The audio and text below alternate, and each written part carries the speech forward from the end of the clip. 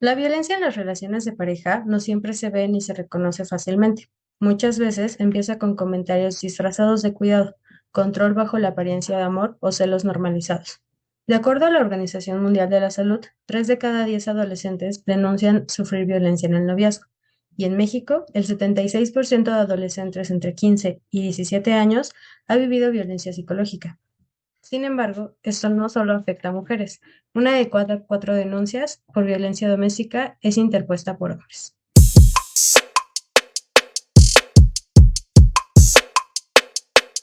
Hoy te doy la bienvenida a un episodio más en el podcast de Seguramente. En esta ocasión hablaremos de un tema complejo, doloroso, pero urgente, la violencia en las relaciones de pareja. Para esto nos acompañan Marifer Herrerías y Carlos Reséndiz. Muchas gracias por estar aquí. Gracias, Monse. Muchas gracias, Monse.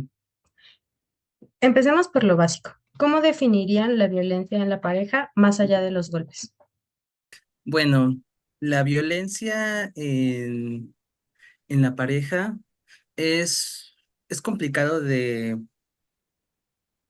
mantenerlo y bueno, más que nada mantenerlo es como describirlo, ¿no? Porque existen muchos autores, existen muchos enfoques, pero creo que no me dejarás mentir, Fer, es un patrón de comportamientos abusivos que se usan por una persona para controlar a su pareja dentro de esa misma relación. Y puede ser dentro de personas heterosexuales, homosexuales, vaya, como con diferentes posturas dentro de la orientación, pero a fin de cuentas ocurre por ese tipo de comportamientos. Entonces, bueno, como ya lo mencionaremos más adelante, afecta tanto a hombres como a mujeres en esas relaciones. Y creo que también otra cuestión que es muy importante mencionarla es que existen muchos tipos de violencia. Entonces, creo que eso a grandes rasgos es como la violencia en el noviazgo, en una relación de pareja. ¿Algo más que te gustaría agregar, Fer? No, solo que sí coincido que hay diferentes autores, hay diferentes, sí, como de cómo describir la violencia, pero sí es un patrón de conducta abusiva en una relación. Ok, justo, Fer. Entonces, como encaminado hacia estos tipos de violencia, ¿cómo se ve? ¿Qué tipos de violencia hay? Hay diferentes tipos de violencia. Está desde la que se puede observar más, casi siempre, es la física, pero no es la que más impacta al ser humano. También está la violencia psicológica, que es una de las más fuertes de presentar. También está la violencia económica, la violencia sexual. Hay como 5 tipos diferentes de violencia. Entonces, entre esas, todas esas las manejamos los terapeutas para poder, identificarla, porque muchas personas tienen esta mala información o normalizan este tipo de violencias en las relaciones. Y va desde las edades, desde 15 años hasta 40 años, que tienen identificado a través del constructo social que si es lo normal, como los celos, si me cela mi pareja significa que sí le importo, pero eso ya también es como un tipo de violencia psicológica por el control, de oye, préstame tu celular, quiero revisar cuántos seguidores tienes o con quién te mandas mensaje. Y eso lo tienen muy normalizado de decir, por ejemplo, en este caso más las mujeres o hombres también. em, pues si hace eso es porque le importo. O es que ha de estar muy enamorado de mí, enamorada, por eso me cheque el celular, ¿no? Eso en cuanto a la violencia psicológica. La física, como ya dije, es la más notable cuando ya hay golpes o incluso también, no solo son los golpes, es también los empujones, como ya que va escalando, ¿no?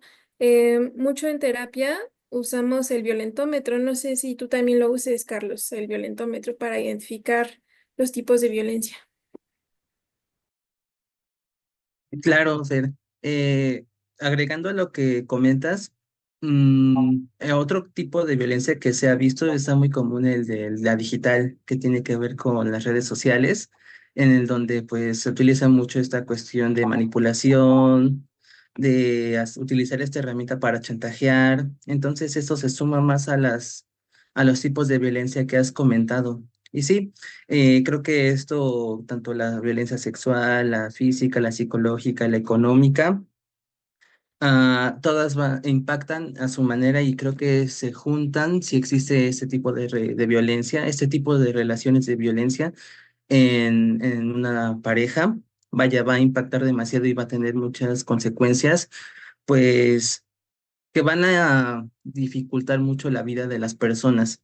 Entonces, algo que me gustaría también comentar en esto, creo que tiene mucho que ver un aspecto muy importante y creo que lo mencionaste, Fer, que es una cuestión de cómo uno cree, cómo va a crear estos constructos que se basan mucho en las cuestiones culturales, familiares, y de ahí se va normalizando mucho este tipo de patrones, ya que, como bien lo dijiste, es que si no me cela, no me quiere. Y eso se va a ir reflejando mucho en la relación y se va creando así ese tipo de disfunción. Entonces, ¿qué pasa cuando una persona está viviendo constantemente en ese tipo de dinámica?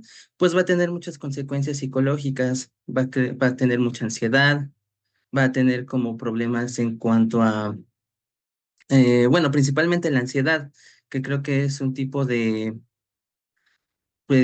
afectación más común y eso va a ir aumentando a llegar a la violencia, que es una cuestión que puede causar depresión y otro tipo de trastornos también. Sí, ¿no? Incluso no sé si te ha tocado, Carlos, ver que en pacientes o consultantes que presentan este tipo de violencia o este tipo de casos, sí se ve un antes y un después de una persona que ha presentado violencia. Como Sí, que ya no hay ese autocuidado, sí se ve a alguien deprimido, cambia totalmente su semblante y incluso pierde su autonomía o su identificación personal sin esa persona. Hasta ese grado puede llegar la violencia. claro, es una cuestión muy difícil de abordar porque incluye muchos aspectos de personalidad, ¿no? Que ponen en duda de quién soy, estoy haciendo bien las cosas, todo esto que me está diciendo, pues desconfío de uno mismo, ¿no?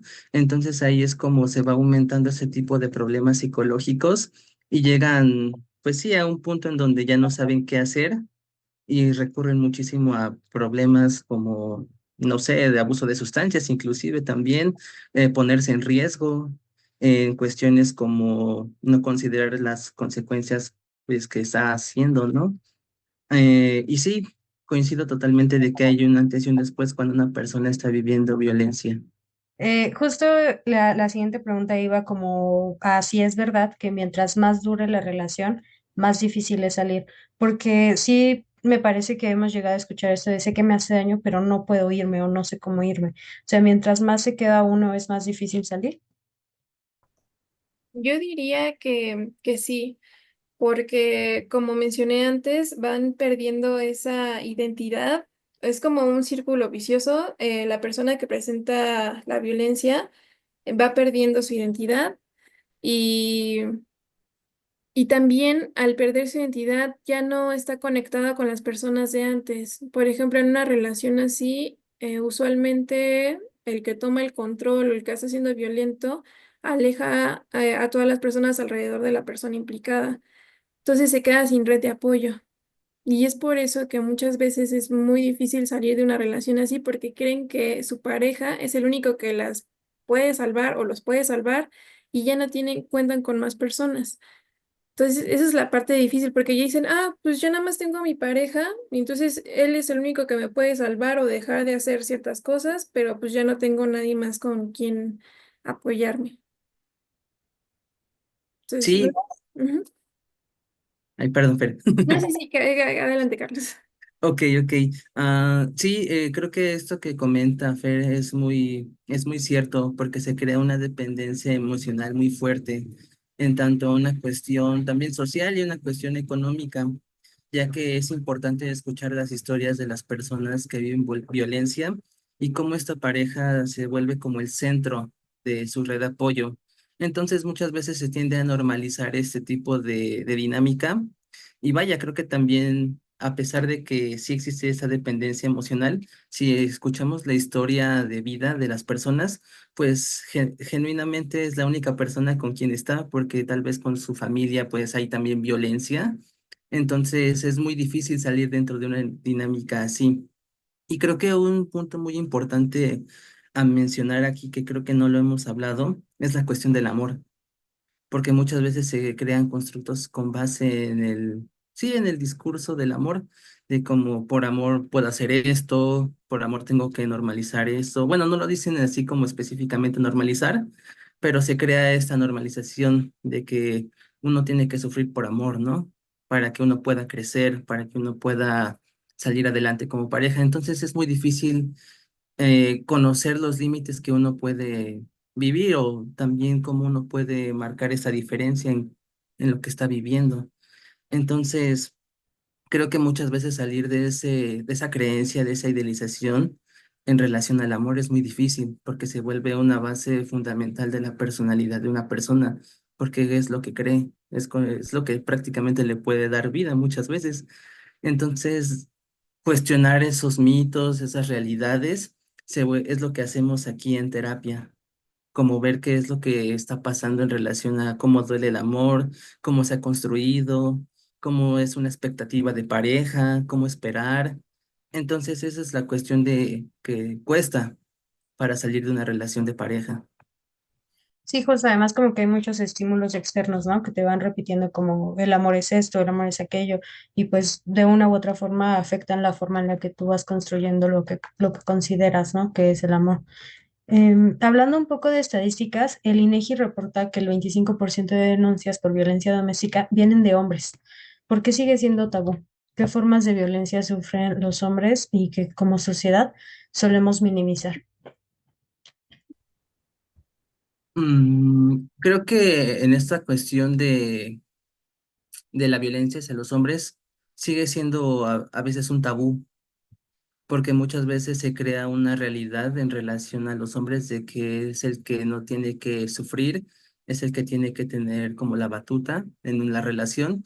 Y cuando pasa lo opuesto, ¿no? Que también lo viven los hombres, la violencia, se puede crear una especie de conflicto en relación al deber ser y a lo que estoy viviendo.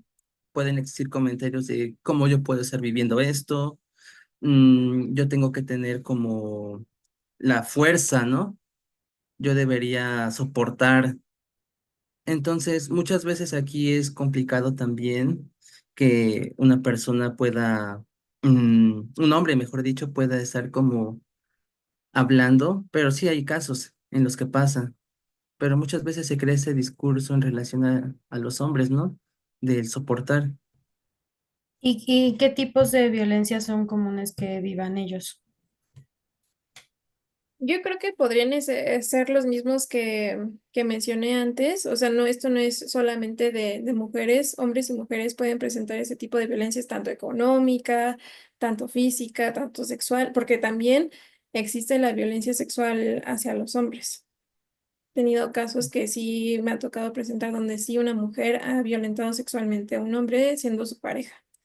Entonces, en el caso que mencionaban de la violencia doméstica, pues sí, desde el discurso es muy difícil que un hombre lo identifique primero él mismo de que está siendo violentado, empezando desde ahí. Ujú, Eh, Como la sociedad está construida es de, ah, no, pues tengo que aguantarme o pues no puedo decir nada porque si no van a pensar que yo no tengo el control en mi hogar o no sé, y eso se lo siguen repitiendo. Entonces se vuelve otra vez, como dije, un círculo vicioso donde se sigue fomentando eh, que estén como divididos los estructos de qué debe ser una mujer, qué debe ser un hombre debe de estar de tal forma, una mujer de tal forma, y entonces por eso sigue existiendo mucho tabú y por eso pues no está tan visto como el de la mujer de la violencia, pero también hay hombres violentados. Creo que lo importante aquí sería que los hombres también vayan a terapia y que identifiquen que también pueden mostrar sus emociones y que si están siendo violentados, también los podemos apoyar y que esto no es cuestión de género, ¿sabes? Si alguien está sufriendo violencia, puede comentarlo con un psicólogo o con las autoridades correspondientes y que se sienta seguro de hacerlo porque claro. mero es no normalizarlo. Ujú. Ok, Y a mí muchísimas también gracias. me Ujú. gustaría agregar esa cuestión que comentas al último, Fer. Ah, se ha hablado mucho acerca de las masculinidades, ¿no? De cómo se van conformando y de cómo se van viviendo. Porque muchas veces esto es una cuestión también generacional de cómo se van construyendo, pues, los discursos, las reglas, las dinámicas familiares, las dinámicas culturales, y que cuando pasa este tipo de situaciones, como que un hombre esté viviendo violencia, en este caso en una casa, con su familia, como una violencia doméstica, cuando le puedes llegar a preguntar a un hombre, muchas veces puede llegar a negarlo, porque eso lo puede vivir como una amenaza, un ataque o un cuestionamiento, muchas veces hacia su virilidad, ¿no? Entonces, eso puede llegar a ser como a no hablar, porque muchas veces puede existir este miedo o no llevar como ese rol, ¿no? De es como ser un hombre. Entonces, muchas veces así se puede llegar a normalizar la violencia en los hombres y puede llegar a ser difícil hablarlo. Entonces, eso es como un posicionamiento, una postura de los hombres de no sentirse juzgados y cuestionados en relación a lo que debería ser, que prácticamente es una posición cultural, familiar, de generaciones. Entonces, cuando pasa ese tipo de situaciones, es difícil. Pero justamente como lo comentas, Fer, es importante, ¿no? Mencionarlo y que no porque no lo hable o esté pasando este tipo de cosas, no es menos hombre, porque muchas veces se basa en esas situaciones de si yo expreso mis sentimientos y si estoy viviendo este tipo de violencia, pueden pensar que es como de, no soy lo peor, ya no soy hombre, ya no estoy llevando como el control, ya soy lo peor, ¿no? O, bueno, eso podría ser un ejemplo, pero pasa muy común. Justo ambos hacen mención de la importancia de que cualquier persona que sea violentada, sea hombre o mujer, tenga la capacidad de hablarlo, ¿no? ¿Y qué pasa si estoy del otro lado? Si distingo que mi amigo o mi amiga está en una situación, en una dinámica así, ¿qué debo decirle? Pero sobre todo, ¿qué no debo hacer? Ok. Mm, yo creo que esta situación es muy importante, ya que muchas veces uno se puede poner en el posicionamiento de lo que deberías hacer. Y yo creo que aquí es importante el escuchar sin juzgar.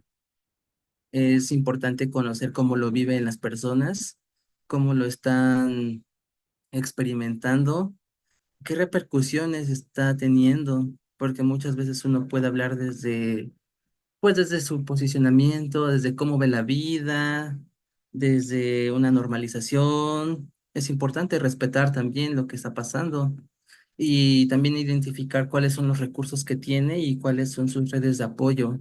Y sobre todo, que esto también es muy común, no culpabilizarlo, porque eso lleva a ser como un peso extra a la persona que está viviendo una situación como el típico de tal vez lo hizo por algo, ¿no?